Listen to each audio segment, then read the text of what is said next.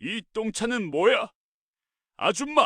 아줌마 딸려는 사고를 쳐서 면회가 안 된다고. 알아들어? 위병소 앞에서 한 중사가 면회 온 여성에게 막말을 퍼붓습니다.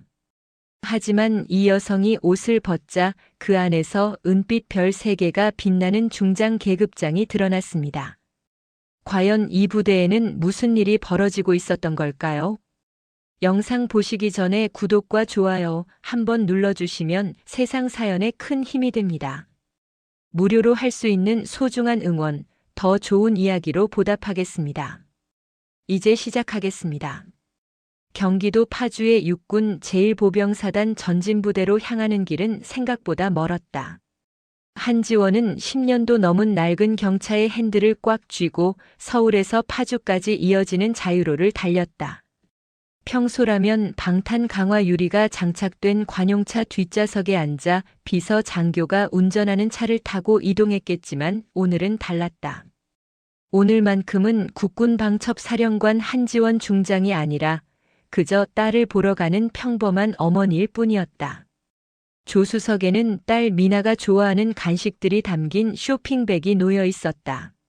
한지원은 신호 대기 중에 잠시 그 쇼핑백을 바라보았다. 육군 부사관으로 복무 중인 외동딸 한미나 하사는 올해로 25살이었다. 고등학교를 졸업하고 부사관 후보생으로 입대한 지 벌써 3년이 넘었다. 딸아이는 어렸을 때부터 군인 어머니의 모습을 보며 자랐고 자연스럽게 군복을 입는 길을 선택했다. 자유로를 빠져나와 파주 시내를 지나자 전방의 분위기가 느껴지기 시작했다.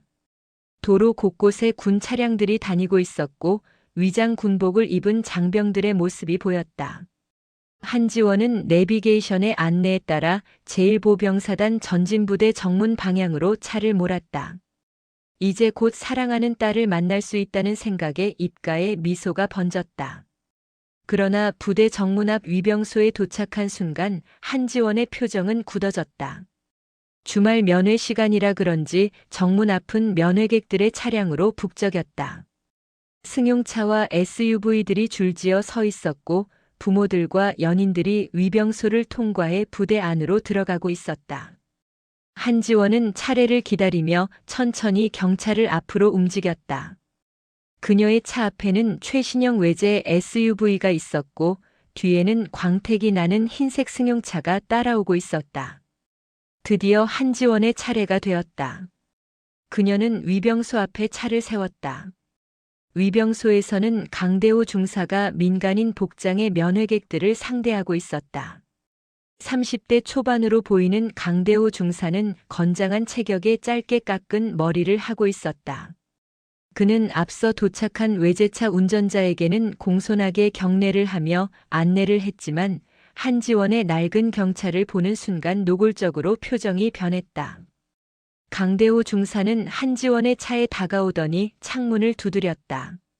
한지원이 창문을 내리자 그는 차를 훑어보듯 바라보며 인상을 찌푸렸다.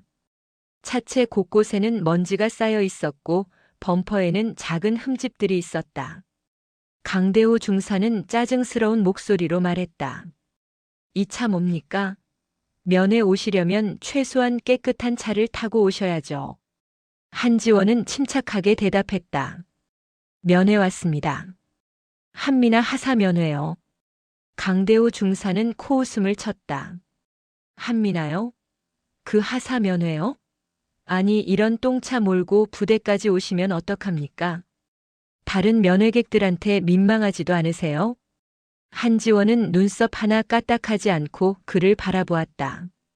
국군 방첩 사령관으로서 수많은 작전을 지휘하고 위기 상황을 관리해온 그녀였다. 707 특수임무단에서 복무할 때는 적진 한복판에 잠입해 임무를 수행하기도 했다. 이 정도 모욕은 그저 참아낼 만한 수준이었다. 그러나 군의 최일선에서 국민을 대면하는 위병소에서 이런 언행이 벌어지고 있다는 사실이 그녀를 경악하게 만들었다. 죄송합니다. 그냥 면회만 하고 가겠습니다. 한지원은 말없이 고개를 숙였다. 그러나 그녀의 눈은 이미 위병소 주변의 모든 것을 관찰하고 있었다. 위병소 내부는 어수선했다. 근무자들의 군복은 단추가 풀려 있었고 군화끈은 제대로 묶이지 않은 채였다. 책상 위에는 사적인 휴대전화가 놓여 있었고 한쪽 구석에는 과자 봉지가 흩어져 있었다. 이것은 단순한 개인의 불성실함이 아니라 부대 전체의 군기가 무너진 증거였다. 강대호 중사는 여전히 비아냥거리는 투로 말을 이어갔다. 여기가 어디라고 이런 차를 몰고 옵니까? 부대 이미지도 생각해야죠. 다음부터는 좀 나은 차 타고 오세요. 아니면 아예 면회를 오지 마시든가. 한지원은 여전히 침묵을 유지했다. 그녀는 강대호 중사의 계급장을 확인했다. 중사는 부사관 중에서도 중급에 해당하는 계급이었다. 그런 사람이 민간인을 상대로 이런 언행을 보인다는 것은 이 부대의 문제가 단순히 개인의 일탈이 아니라 조직적이고 구조적인 부패일 가능성이 높았다. 신분증 주세요. 강대호 중사가 손을 내밀었다. 한지원은 가방에서 신분증을 꺼내 건넸다. 강대호 중사는 신분증을 대충 훑어보더니 면회 신청서를 내밀었다. 여기 작성하세요. 그리고 이 차는 저기 구석에 세우세요. 정문 가까이는 안 됩니다. 보기 안 좋으니까. 한지원은 말없이 면회 신청서를 작성했다. 면회 대상 장병의 이름란에 한미나 하사라고 적었다.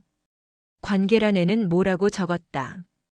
강대호 중사는 신청서를 받아들고 안쪽으로 들어가더니 잠시 후 다시 나왔다. 한미나 하사 면회는 오늘 안 됩니다. 한지원의 눈빛이 변했다. 왜 안 됩니까? 오늘이 정규 면회일인데요. 강대호 중사는 귀찮다는 듯 대답했다. 그쪽 딸이 지금 문제가 좀 있어서 면회가 안 됩니다. 그냥 돌아가세요. 무슨 문제입니까? 한지원의 목소리에는 처음으로 날이 서기 시작했다. 강대호 중사는 그 변화를 알아채지 못한 채 무신경하게 말했다. 부대 일은 민간인이 알 필요 없습니다. 그냥 가세요. 다음에 오세요. 한지원은 더 이상 참을 수 없었다. 그녀는 차에서 내렸다. 오래된 청바지에 평범한 재킷을 걸친 그녀의 모습은 어디에나 있을 법한 중년 여성이었다. 그러나 그녀가 차에서 내려 걸어오는 모습에는 묘한 위압감이 있었다. 70cm가 넘는 키에 곧게 편 어깨 그리고 한치의 흐트러짐도 없는 걸음걸이는 오랜 군 생활이 만들어낸 자세였다. 제 딸이 무슨 문제가 있는지 정확히 알려주십시오. 강대호 중사는 한지원을 위아래로 훑어보았다. 아니 뭐 이렇게 따집니까? 부대 내부 일은 말할 수 없다니까요. 그냥 돌아가세요. 저는 제 딸을 만나러 왔습니다. 정규 면회 시간에 정당한 절차를 거쳐서 왔는데 면회를 거부하려면 명확한 이유를 대야 하는 것 아닙니까? 한지원의 말투는 여전히 차분했지만 그 안에는 단단한 힘이 담겨 있었다. 강대호 중사는 짜증스럽게 혀를 찼다. 에휴 정말. 알고 싶으시면 알려드리죠. 당신 딸 한미나 하사는 지금 하급자 교육을 제대로 못해서 사고를 쳤습니다. 그래서 조사받는 중이에요. 만족하셨습니까? 이제 가세요. 한지원의 눈빛이 얼음처럼 차갑게 변했다. 하급자 교육 미흡으로 사고가 났다는 말은 전형적인 책임 전가였다. 부대에서 무언가 문제가 발생했을 때 중간 계급의 부사관에게 책임을 뒤집어 씌우는 고전적인 수법이었다. 한지원은 수십 년간 군에 몸담으며 이런 사례들을 수없이 목격했다. 제 딸이 어디에 있습니까? 직접 만나서 이야기를 듣고 싶습니다. 강대호 중사는 완전히 화가 난 얼굴로 소리쳤다. 아니 대체 무슨 말을 알아들으세요? 지금 조사 중이라니까요. 만날 수 없다고요. 그리고 당신 차 당장 저리 치워요. 여기 주차하면 안 된다고 했잖아요. 한지원은 더 이상 말하지 않았다. 그녀는 조용히 뒤를 돌아 자신의 차로 걸어갔다. 강대호 중사는 드디어 저 성가신 여자가 돌아간다고 생각하며 안도의 한숨을 쉬었다. 그러나 한지원은 차를 몰고 부대를 떠나지 않았다. 그녀는 위병소에서 20m쯤 떨어진 곳에 차를 세웠다. 한지원은 조수석 쇼핑백을 뒷좌석으로 옮기고 그 자리에 놓여있던 검은색 서류 가방을 꺼냈다. 겉보기에는 평범한 비즈니스 가방이었지만 그 안에는 특수 제작된 보안 전화기가 들어있었다. 한지원은 가방에서 전화기를 꺼내 단축번호를 눌렀다. 신호음이 2번 울리자마자 전화가 연결되었다. 국군방첩사령부 지휘통제실입니다. 차분하면서도 긴장감이 감도는 남성의 목소리가 들렸다. 한지원은 낮고 위험 있는 목소리로 말했다. 나 한지원이다. 상황실장 연결해. 전화 너머에서 잠시 정적이 흘렀다. 사령관의 목소리를 듣는 순간 당직 근무자는 즉각 자세를 바로 했다. 예. 즉시 연결하겠습니다. 불과 3초 만에 전화가 연결되었다. 사령관님 상황실장 김준혁 대령입니다. 지금부터 내 명령을 받아 적어. 한지원의 목소리는 한치의 흔들림도 없었다. 이것은 더 이상 딸을 걱정하는 어머니의 목소리가 아니었다. 대한민국 군 정보기관의 수장으로서 작전을 하다라는 지휘관의 목소리였다. 예, 준비되었습니다. 현 시각부로 육군 제1보병사단 전진부대에 대한 긴급 방첩 수사를 개시한다. 코드명은 청룡작전이다. 예, 청룡작전 개시. 한지원은 차창 밖으로 위병소를 바라보았다. 강대호 중사는 여전히 다른 면회객들을 상대하고 있었다. 그는 자신이 방금 누구를 모욕했는지 전혀 알지 못했다. 전화를 끄는 한지원은 여전히 차 안에서 부대를 관찰했다. 시계를 확인하니 오후 2시 30분이었다. 정규 면회 시간은 오후 1시부터 5시까지였다. 이미 1시간 반이나 지났지만 미나의 모습은 보이지 않았다. 다른 면회객들은 자녀들과 만나 부대 내 면회실이나 휴게 공간에서 즐거운 시간을 보내고 있을 것이었다. 그러나 한지원의 딸만은 어디에서 무엇을 하고 있는지조차 알 수 없었다. 한지원은 차에서 내려 다시 위병소로 걸어갔다.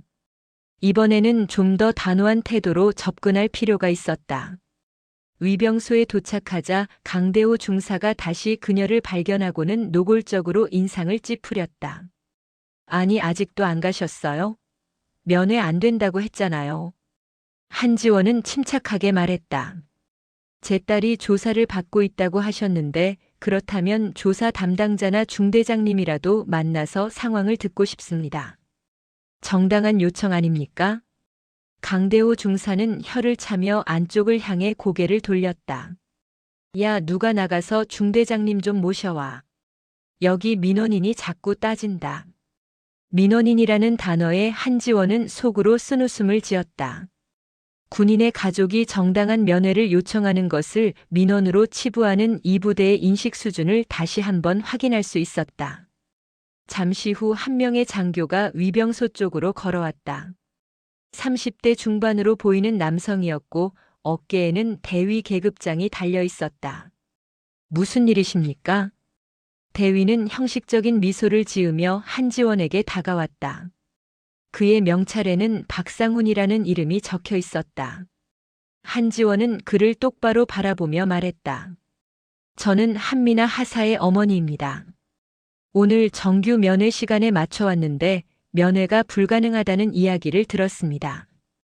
제 딸이 지금 어떤 상황인지 설명을 듣고 싶습니다. 박상훈 대위는 잠시 한지원을 살펴보았다.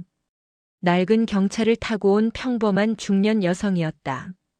그는 안심한 듯 좀 더 편안한 태도로 말했다. 아, 한미나 하사 어머니시군요. 사실 말씀드리기가 조금 곤란한 상황입니다. 무엇이 곤란합니까? 한미나 하사가 최근 부대 내에서 문제를 일으켰습니다. 구체적으로는 보급 물자와 관련된 사안입니다. 한지원의 눈빛이 날카로워졌다. 보급 물자요?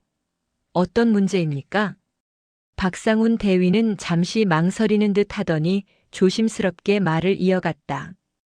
이건 부대 내부 사안이라 자세히 말씀드리기는 어렵습니다만 한미나 하사가 보급 물자를 개인적으로 유용하려 한 정황이 포착되었습니다. 유용이요? 한지원의 목소리에는 믿을 수 없다는 감정이 담겨 있었다. 박상훈 대위는 고개를 끄덕였다. 예.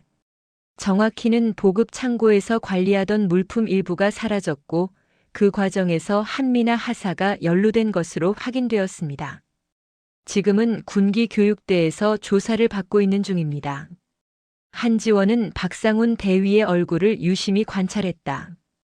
그의 눈동자는 미세하게 떨리고 있었다.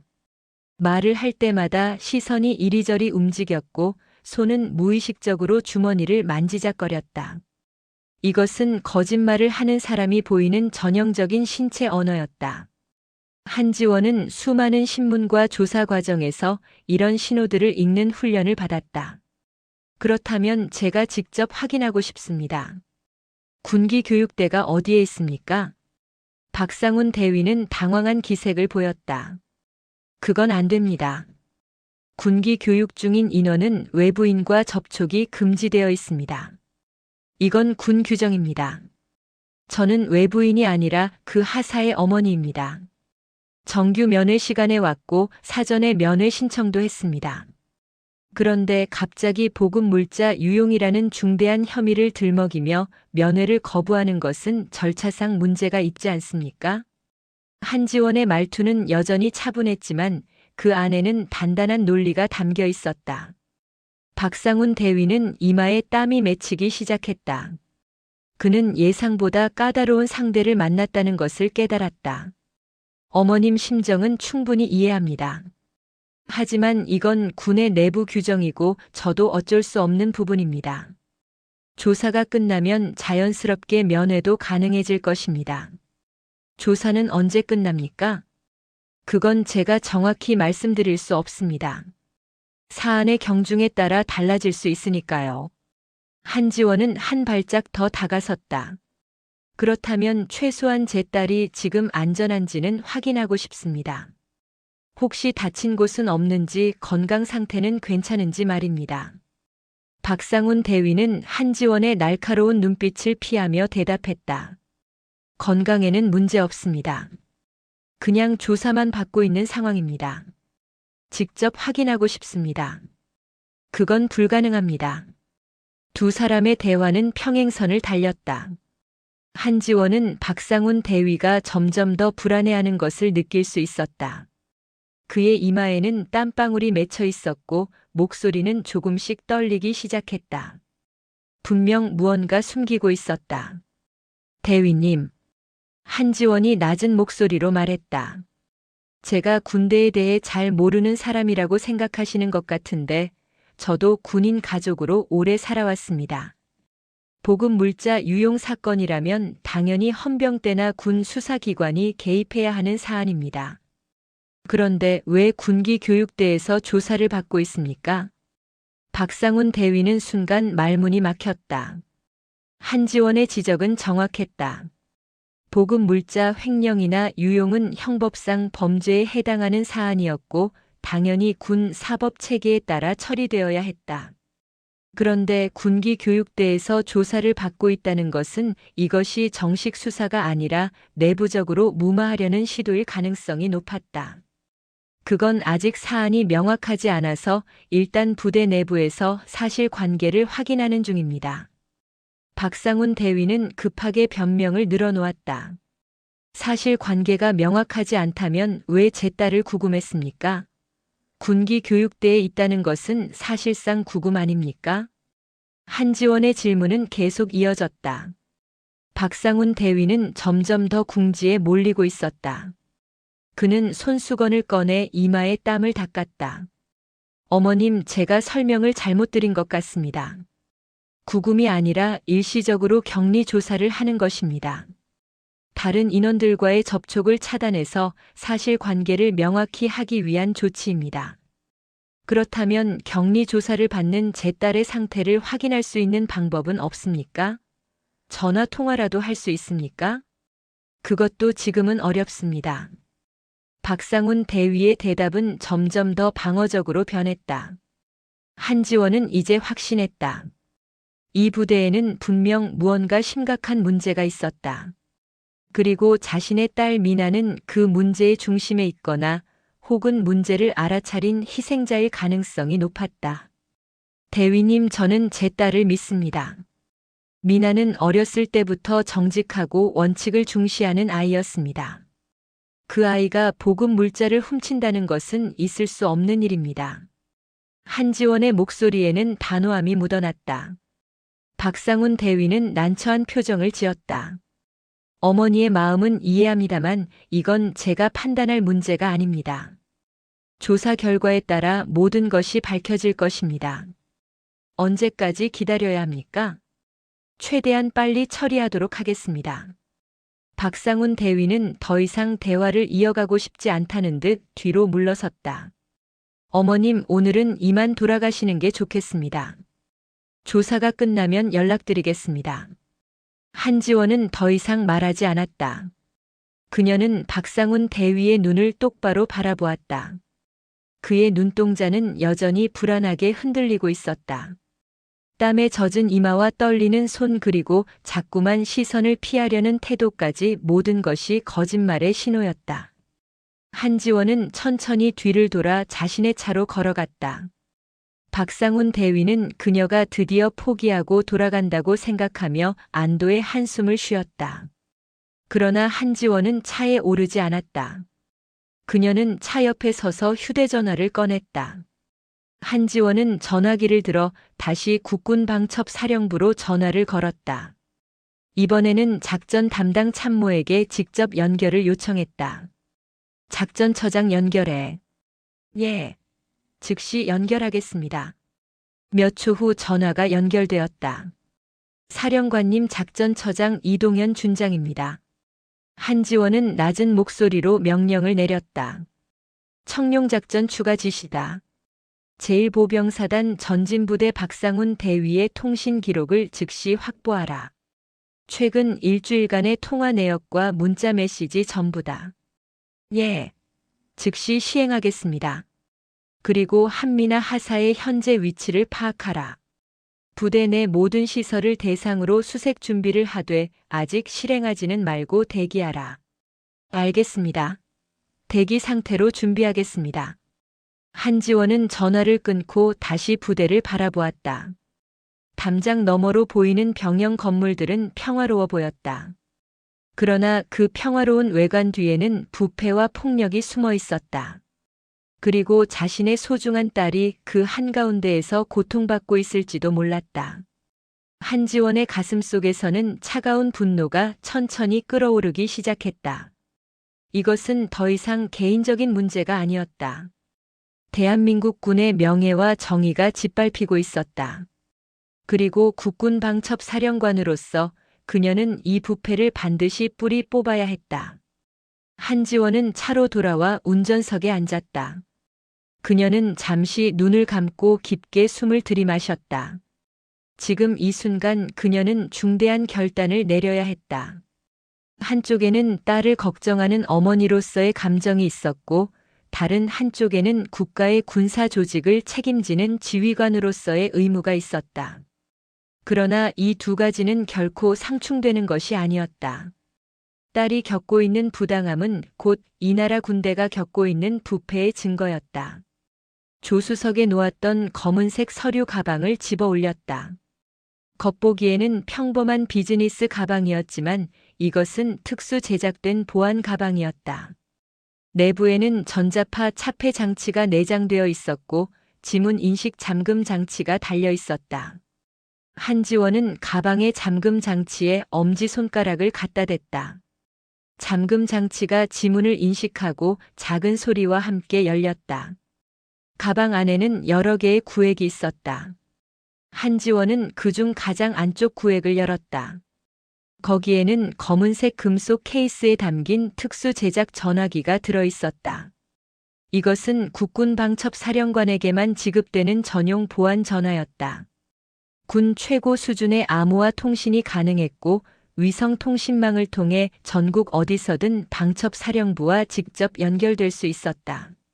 한지원은 전화기를 꺼내 화면을 켰다.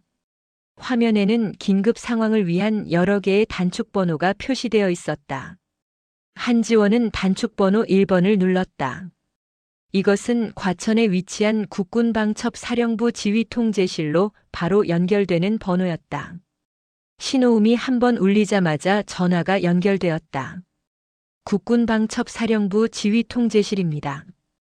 당직사관 최진혁 소령입니다. 전화 너머의 목소리는 차분했지만 긴장감이 감돌았다. 지휘통제실은 24시간 365일 가동되는 방첩사령부의 심장이었다. 이곳에서는 전국의 모든 군부대에서 발생하는 보안 관련 정보가 실시간으로 모니터링되었다. 나 한지원이다. 한지원의 목소리는 낮았지만 명확했다. 전화 너머에서 잠시 정적이 흘렀다. 최진혁 소령은 즉각 자세를 바로 했다. 사령관님, 최진혁 소령 근무 중입니다. 상황실장 즉시 연결해. 예, 즉시 연결하겠습니다. 채 5초도 지나지 않아 전화가 다시 연결되었다. 상황실장 김준혁 대령의 목소리가 들렸다. 사령관님, 상황실장 김준혁입니다. 현재 특이사항 없습니다. 한지원은 차창 밖으로 위병소를 바라보았다. 강대호 중사는 여전히 면회객들을 상대하고 있었다. 박상훈 대위는 위병소 안쪽으로 들어가 무언가 통화를 하고 있는 것처럼 보였다. 아마도 상부에 보고를 하거나 다른 공모자들에게 연락을 취하고 있을 것이었다. 한지원은 명령을 내리기 시작했다. 그녀의 목소리는 한치의 흔들림도 없었다.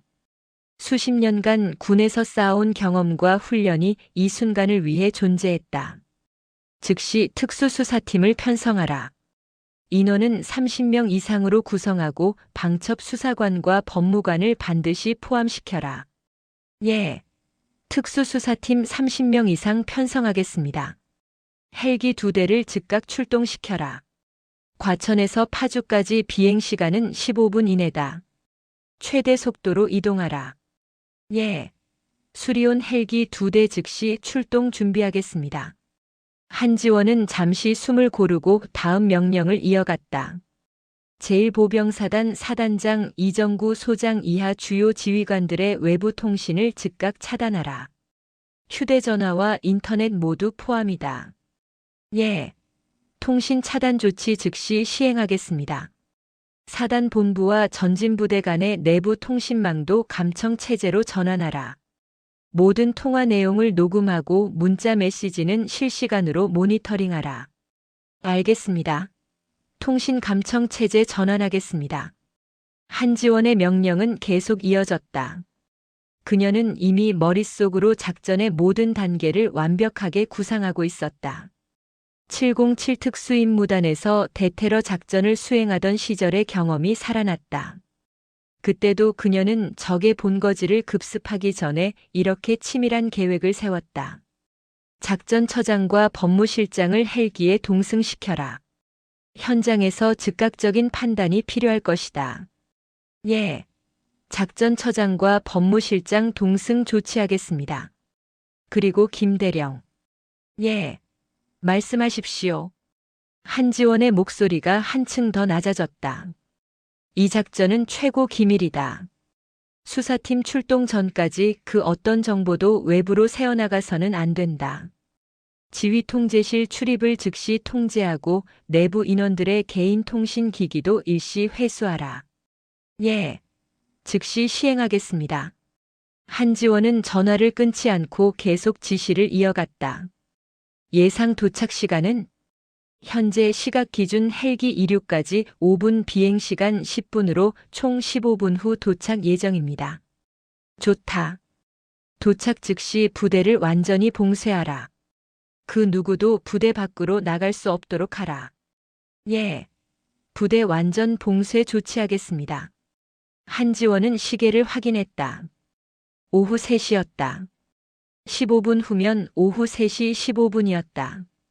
그때쯤이면 이 부대는 완전히 다른 세상이 될 것이었다. 마지막으로 한 가지 더 있다. 예, 말씀하십시오. 제1보병사단 전진부대 내부에 한미나 하사라는 인물이 있다.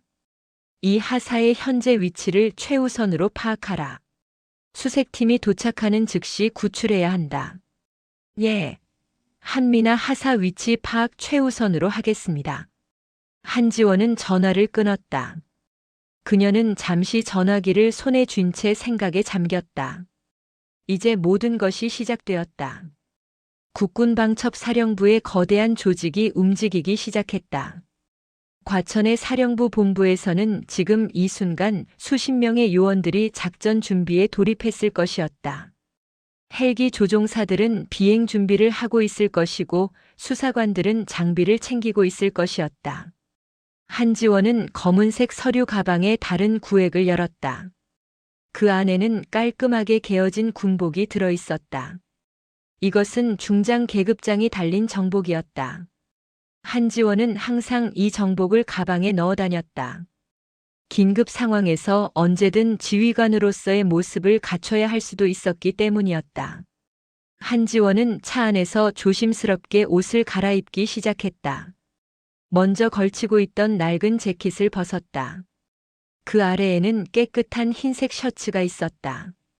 그녀는 셔츠 위에 정복 상의를 입었다. 군복의 천은 빳빳했고 주름 하나 없이 완벽하게 다려져 있었다. 어깨에는 은빛 별 3개가 박힌 중장 계급장이 빛났다. 한지원은 거울로 자신의 모습을 확인했다. 이제 그녀는 더 이상 평범한 어머니가 아니었다. 대한민국 군 정보기관의 최고 책임자였다. 한지원은 차에서 내렸다. 그녀는 정복 상의의 단추를 하나하나 꼼꼼히 채웠다. 그리고 허리띠를 조였다. 마지막으로 정모를 썼다. 모든 준비가 끝났다. 한지원은 위병소를 향해 걸어가기 시작했다. 그녀의 걸음걸이는 달라져 있었다. 더 이상 조심스럽거나 주저하는 모습이 아니었다. 어깨는 곧게 펴져 있었고 시선은 정면을 향했다. 수십 년간 군에서 쌓아온 위엄이 온몸에서 흘러나왔다. 위병소에서는 여전히 강대호 중사가 면회객들을 상대하고 있었다. 그는 한지원이 다시 다가오는 것을 보고 짜증스러운 표정을 지었다. 그러나 그가 고개를 들어 한지원을 제대로 본 순간 그의 얼굴이 굳어졌다. 낡은 청바지와 재킷을 입은 평범한 중년 여성이 아니었다. 은빛 별이 3개 달린 중장 계급장을 단 고위 장교가 서 있었다. 강대호 중사는 순간적으로 숨이 막히는 것을 느꼈다. 그의 머릿속이 하얗게 변했다. 중장이라는 계급이 무엇을 의미하는지 그는 너무나 잘 알고 있었다. 군단장이나 주요 사령부의 사령관이 다는 계급이었다. 그리고 저 여성은 방금 자신이 똥차라고 욕했던 그 사람이었다. 강대호 중사는 온몸이 얼어붙었다. 그는 본능적으로 차렷 자세를 취하려 했지만 다리가 말을 듣지 않았다. 한지원은 위병소 앞에 섰다. 그녀는 강대호 중사를 차갑게 바라보았다. 중사. 한지원의 목소리는 낮았지만 위엄이 넘쳤다. 나를 보고도 경례를 하지 않는가? 강대호 중사는 그제야 정신을 차리고 황급히 경례를 올렸다. 그의 손은 심하게 떨리고 있었다. 충성.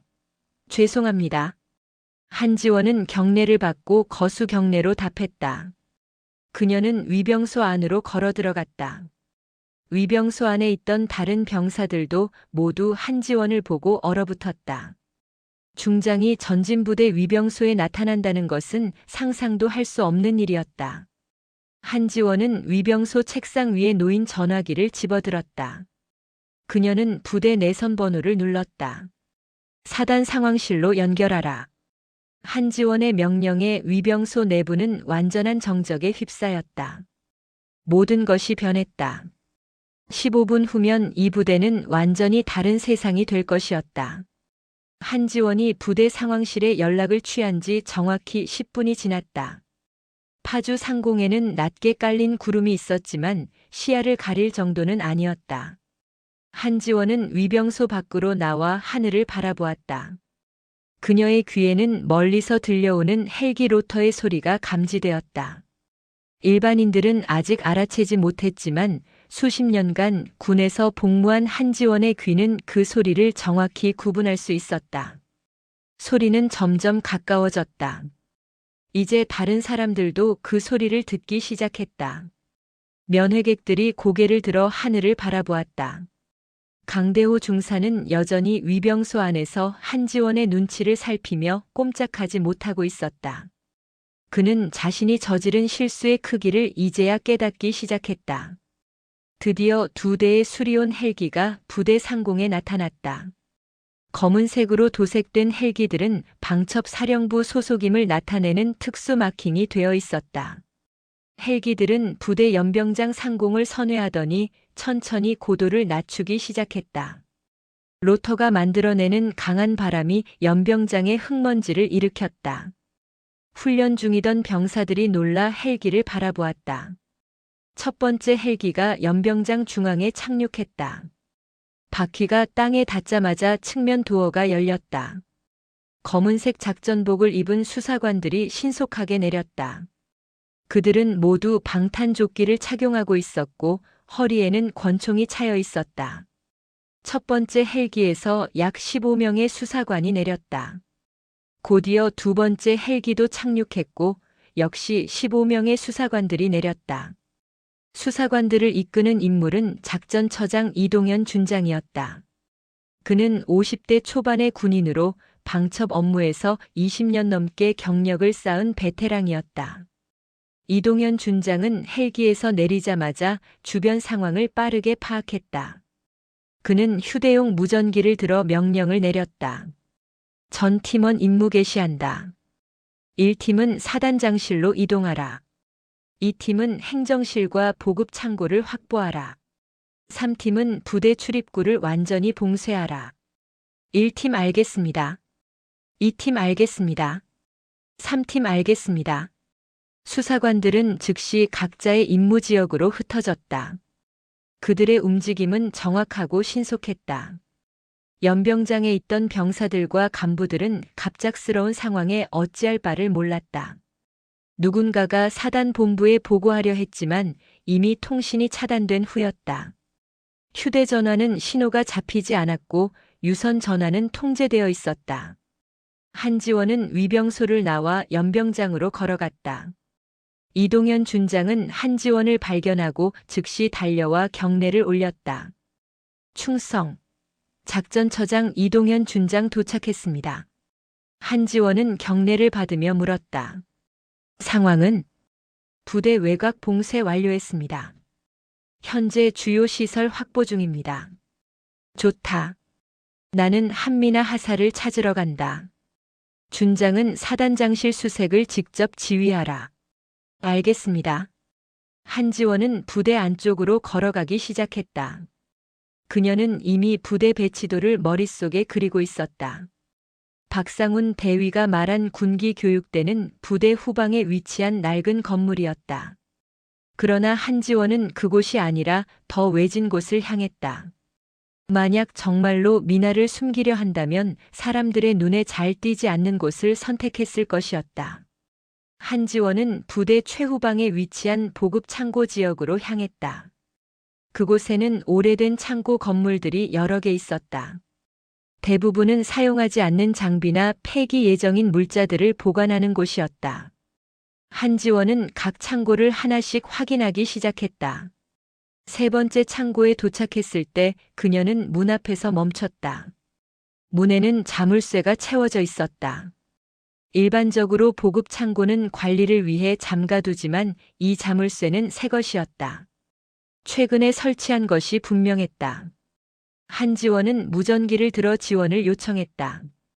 여기는 한지원이다. 후방 보급 창고 3번 건물로 지원 인력을 보내라. 알겠습니다. 즉시 보내겠습니다. 1분도 채 지나지 않아 4명의 수사관이 달려왔다. 그중 1명은 절단 장비를 가지고 있었다. 수사관은 자물쇠에 절단기를 대고 작업을 시작했다. 금속이 잘리는 소리가 들렸고 곧 자물쇠가 떨어졌다. 한지원은 직접 창고 문을 열었다. 창고 내부는 어두웠다. 창문이 거의 없어서 외부 빛이 들어오지 않았다. 한지원은 손전등을 켜고 안으로 들어갔다.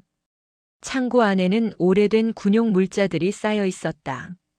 낡은 침낭과 텐트 그리고 사용하지 않는 장비들이 먼지를 뒤집어 쓴 채 방치되어 있었다. 한지원은 손전등으로 창고 내부를 비추며 천천히 앞으로 나아갔다. 창고 가장 안쪽에서 한지원은 멈춰섰다. 손전등 불빛이 바닥에 쓰러진 인물을 비췄다. 군복을 입은 여성이 차가운 콘크리트 바닥에 누워 있었다. 한지원은 심장이 멈추는 것 같았다. 그녀는 재빨리 달려가 그 사람 옆에 무릎을 꿇었다. 미나야. 한지원의 목소리가 떨렸다. 그녀는 딸의 어깨를 잡고 조심스럽게 뒤집었다. 미나의 얼굴이 드러났다. 얼굴 곳곳에는 멍이 들어 있었다. 왼쪽 눈 주변은 심하게 부어 있었고 입술은 터져 있었다. 군복도 찢어진 곳이 있었고 팔에는 피멍이 여러 개 보였다. 미나야, 정신 차려. 엄마야. 한지원은 딸의 맥박을 확인했다. 다행히 맥박은 뛰고 있었다. 약하지만 규칙적이었다. 한지원은 무전기를 들었다. 의무팀 즉시 후방 보급 창고 3번으로 와라. 부상자 발생했다. 알겠습니다. 즉시 이동하겠습니다. 한지원은 딸을 조심스럽게 안아 올렸다. 미나의 몸은 차가웠다. 이곳에 얼마나 오래 갇혀 있었는지 알 수 없었다. 한지원은 자신의 정복 상의를 벗어 딸에게 덮어주었다. 미나는 여전히 의식이 없었지만 미세하게 숨을 쉬고 있었다. 잠시 후 의무병들이 들것을 들고 달려왔다. 그들은 신속하게 미나를 들것에 옮기고 응급처치를 시작했다. 한지원은 그 모습을 지켜보며 주먹을 꽉 쥐었다. 그녀의 눈에는 차가운 분노가 타오르고 있었다. 이것은 더 이상 단순한 군기 문란이나 개인적인 일탈이 아니었다. 조직적인 폭력이었고 은폐였다. 한지원은 창고를 나와 부대 중심부로 향했다. 그녀의 발걸음은 빨라졌다. 이제 진실을 밝혀낼 시간이었다. 사단장실이 있는 본부 건물로 향하는 동안 한지원은 무전기로 상황을 확인했다. 이동현 준장 현재 상황 보고하라. 사단장실 진입 완료했습니다. 현재 문서 압수 중입니다. 사단장은 어디 있나? 사단장은 외부 일정으로 부재 중입니다. 그러나 비서실과 행정실에서 중요한 문서들을 발견했습니다. 어떤 문서인가? 이동현 준장의 목소리에 긴장감이 실렸다. 방위산업체와의 계약서로 추정되는 서류들입니다. 그리고 장비 불출 내역서인데 수량이 맞지 않습니다. 공식 기록보다 실제 불출된 수량이 훨씬 적습니다. 한지원은 본부 건물에 도착했다. 그녀는 계단을 올라 3층에 위치한 사단장실로 향했다. 복도에는 수사관들이 배치되어 있었다. 그들은 한지원을 보고 경례를 올렸다. 한지원은 사단장실 문을 열고 들어갔다. 방 안은 이미 수색이 진행 중이었다. 수사관들은 서류들을 분류하고 사진을 찍고 있었다. 이동현 준장은 책상 앞에 서서 한 무더기의 서류를 살펴보고 있었다. 그는 한지원이 들어오자 경례를 올렸다. 사령관님, 이쪽을 보십시오. 이동현 준장은 책상 위의 서류들을 가리켰다. 한지원은 서류들을 하나씩 살펴보기 시작했다. 첫 번째 서류는 방위산업체와의 계약서였다. 신형 방탄복 2,000세트와 전술 장비 1,000세트를 구매하는 내용이었다. 계약 금액은 30억 원이었다. 그러나 실제 불출 기록을 보니 이상한 점이 발견되었다. 부대로 입고된 수량은 겨우 500세트에 불과했다. 나머지 1,500세트는 어디로 갔습니까? 한지원이 물었다. 이동현 준장은 다른 서류를 꺼내 보여주었다. 이 서류를 보시면 알 수 있습니다. 이정구 소장은 방위산업체 대표와 공모하여 실제로는 500세트만 납품하고 나머지는 빼돌렸습니다. 그리고 그 자리를 저가 불량품으로 채웠습니다. 한지원은 다음 서류를 집어들었다. 그것은 은행 거래 내역서였다. 이정구 소장 명의의 비밀 계좌로 수십억 원이 입금된 기록이 있었다. 입금 날짜는 방위산업체와의 계약이 체결된 직후였다. 이것이 전부입니까? 아닙니다. 더 있습니다. 이동현 준장은 책상 서랍에서 꺼낸 또 다른 서류를 보여주었다. 그것은 내부 고발 문건이었다. 작성자는 한미나 하사였다. 미나는 보급품 관리 업무를 수행하던 중 수량 불일치를 발견하고 이를 상부에 보고하려 했던 것이었다. 그러나 그 보고서는 박상훈 대위에게 차단되었고 미나는 오히려 보급 물자 횡령 혐의를 뒤집어쓴 채 폭행당하고 창고에 감금된 것이었다. 한지원은 서류를 내려놓았다. 이제 모든 것이 명확해졌다. 이정구 소장은 방위산업체와 결탁하여 최전방 부대에 보급될 생명과 직결된 장비를 빼돌렸다. 그리고 그 사실을 알아챈 정직한 부사관을 폭력으로 짓밟았다. 이것은 단순한 부패가 아니라 국가 안보를 위협하는 범죄였다. 이정구 소장을 즉시 체포하라. 그리고 박상훈 대위와 강대호 중사도 함께 연행하라. 알겠습니다. 한지원은 창문으로 다가가 밖을 바라보았다. 연병장에는 혼란이 계속되고 있었다. 그러나 이제 곧 모든 것이 정리될 것이었다. 정의는 반드시 실현될 것이었다. 오후 4시 정각 제1보병사단 전진부대 연병장에는 전 장병이 집합했다. 긴급 집합 명령이 떨어진 것은 30분 전이었다. 국군방첩사령부의 수사관들이 부대를 장악한 후 내려진 첫 번째 공식 명령이었다. 병사들과 간부들은 무슨 일이 벌어지고 있는지 정확히 알지 못한 채 연병장으로 모여들었다. 그들은 서로 눈빛을 교환하며 속삭였지만 아무도 확실한 답을 알지 못했다. 연병장 한쪽에는 사열대가 설치되어 있었다. 평소 사단장이나 고위 인사들이 부대를 시찰할 때 사용하는 단상이었다. 오늘은 그 사열대 앞에 특별한 장면이 연출되고 있었다. 3명의 인물이 단상 아래 무릎을 꿇고 있었다. 그들의 손에는 수갑이 채워져 있었고 양옆으로 방첩사령부 수사관들이 호위하고 있었다. 가장 왼쪽에 무릎을 꿇은 사람은 이정구 소장이었다. 사단장으로서 이 부대의 최고 지휘관이었던 그는 이제 죄인의 모습으로 무릎을 꿇고 있었다. 그의 얼굴은 창백했고 시선은 바닥을 향하고 있었다. 중앙에는 박상훈 대위가 있었다. 그는 여전히 믿을 수 없다는 표정으로 주변을 둘러보았다. 가장 오른쪽에는 강대호 중사가 무릎을 꿇고 있었다. 그는 온몸을 떨고 있었다. 연병장에 집합한 장병들은 이 광경을 보며 충격에 빠졌다. 자신들의 사단장이 수갑을 차고 무릎을 꿇고 있다는 것은 상상도 할 수 없는 일이었다.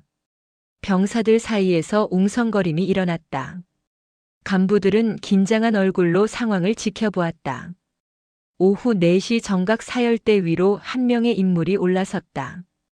한지원 중장이었다.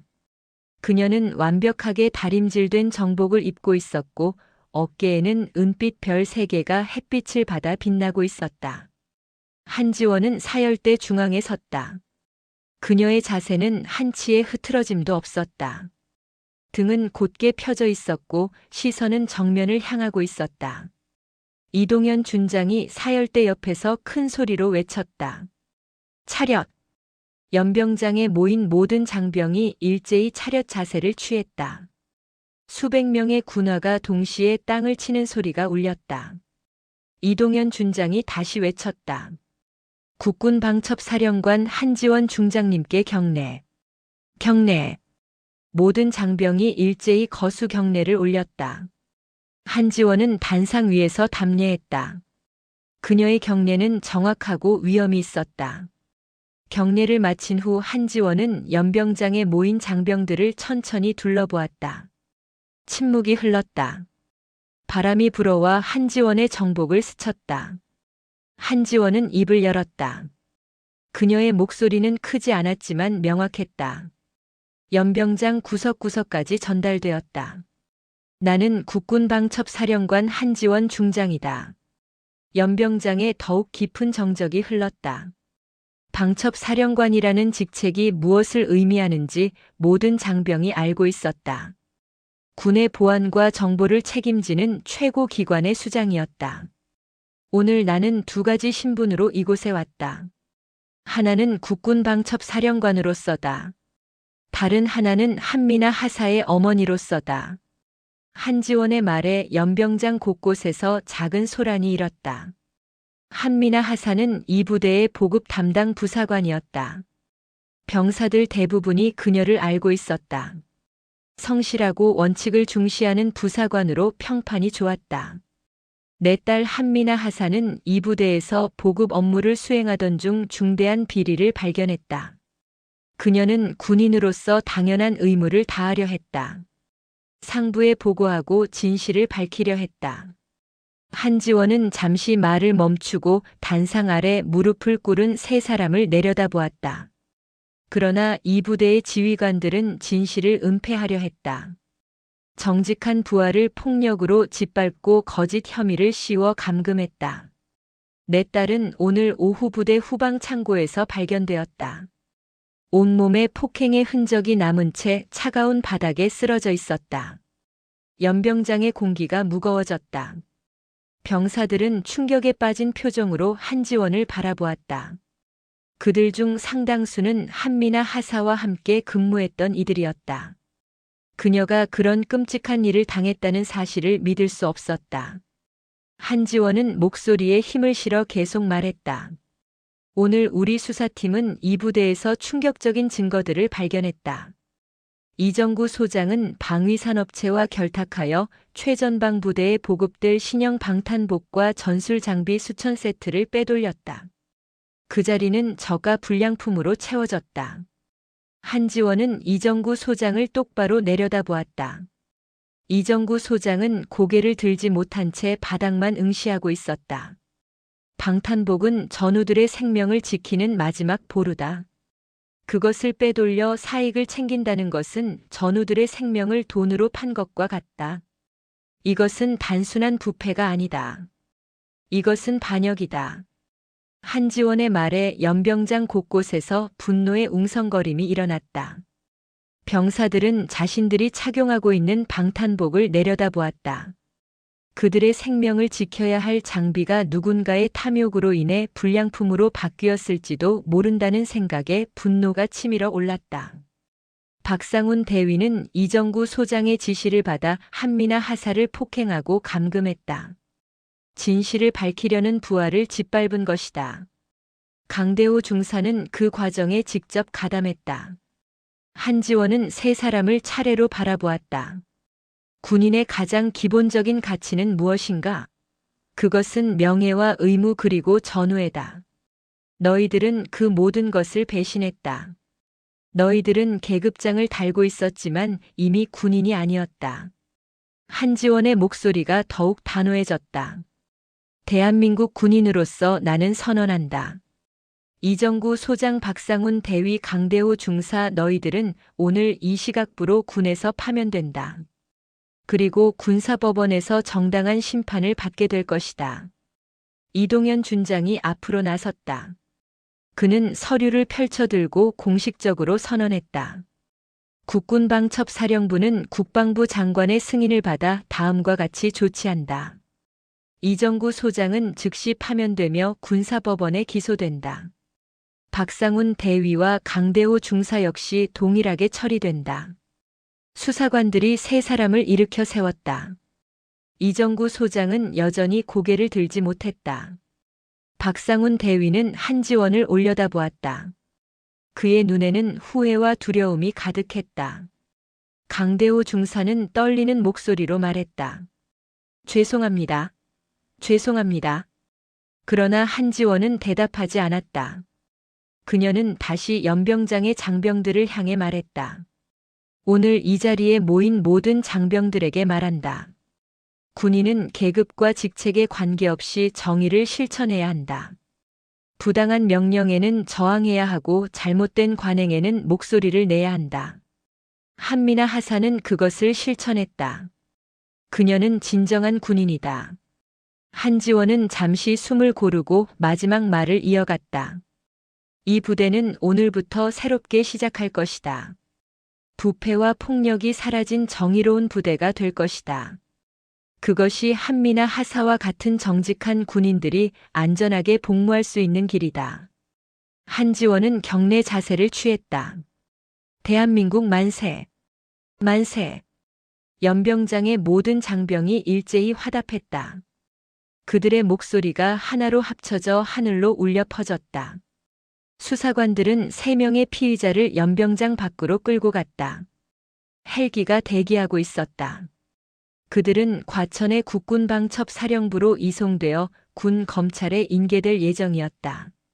한지원은 사열대에서 내려와 이동현 준장에게 다가갔다. 부대 정상화 작업을 시작하라. 새로운 지휘부가 도착할 때까지 우리가 관리한다. 알겠습니다. 한지원은 부대를 떠나 미나가 입원한 병원으로 향했다. 파주의 한군 병원이었다. 한지원이 병원에 도착했을 때는 오후 5시가 넘어 있었다. 그녀는 안내를 받아 미나가 입원한 병실로 갔다. 병실 문을 열자 침대에 누워있는 미나가 보였다. 그녀는 이미 깨어나 있었다. 얼굴의 상처들은 치료를 받았고 링거가 연결되어 있었다. 미나는 문이 열리는 소리를 듣고 고개를 돌렸다. 그녀는 엄마를 보자 눈물을 흘리기 시작했다. 엄마. 한지원은 재빨리 침대 옆으로 다가가 딸의 손을 잡았다. 그녀의 눈에도 눈물이 맺혔다. 미나야 괜찮니?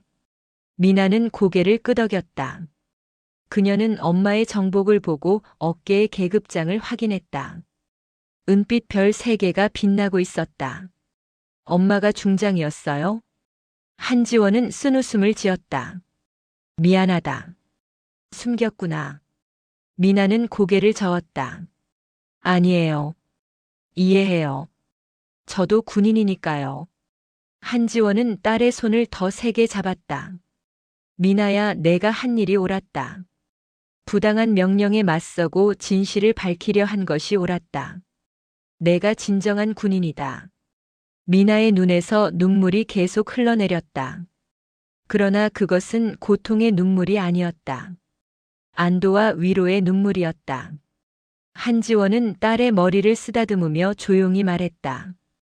이제 모든 게 끝났다. 내가 이겼다. 창밖으로 저녁 해가 지고 있었다. 긴 하루가 끝나고 있었다. 그러나 이것은 끝이 아니라 새로운 시작이었다. 정의가 승리한 날이었다. 오늘의 이야기는 여기까지입니다. 진실은 때로 거대한 권력 앞에서 무력해 보일 수 있습니다. 하지만 한미나 하사처럼 옳은 일을 위해 목소리를 낸 용기는 결코 헛되지 않습니다. 세상의 모든 부정과 불의는 결국 밝혀지고 정의는 반드시 그 자리를 찾아갑니다. 여러분도 부당한 상황 앞에서 침묵하지 마시길 바랍니다. 당신의 작은 용기가 세상을 바꾸는 시작이 될 수 있습니다. 영상이 재미있으셨다면 구독과 좋아요, 댓글까지 부탁드리고 오늘도 건강하고 행복한 하루 되시길 바랍니다.